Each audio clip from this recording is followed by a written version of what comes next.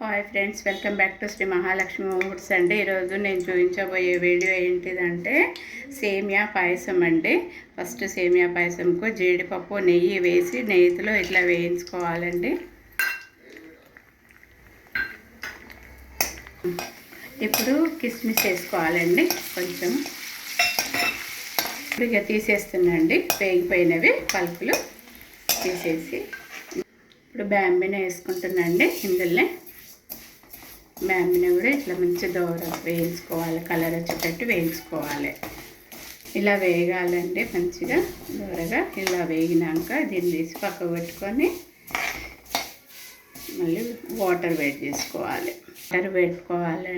Water ఇట్లా పెట్టుకోవాలండి. 1కి 1.5 పోసినండి నేను. వాటర్ మరిగినాక ఈ వేయించిన సేమియా పాయసం ఇందులో వేసుకొని కొంచెం ఉడికాలండి.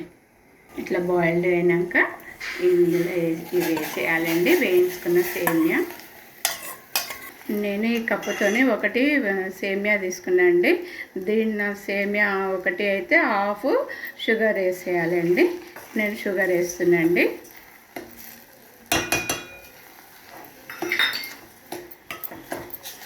సైడ్కు పాలు ఇట్లా మరగబెట్టుకోవాలండి. ఇప్పుడు ఇది షుగర్ కరిగిపోయిందండి. పాలు పోసుకోవాలండి.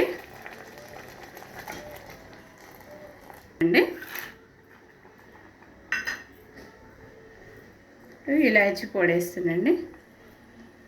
ఇప్పుడు ఈ పాలల్లో కొంచెం బాగా ఉడకాలండి. ఇంకా ఇది అయిపోయిందండి, రెడీ అయిపోయింది.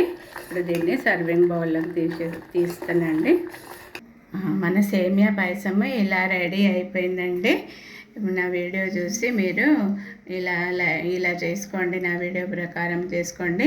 నా వీడియోకి ఒక లైక్ చేయండి, షేర్ చేయండి, సబ్స్క్రైబ్ చేయండి. బాయ్.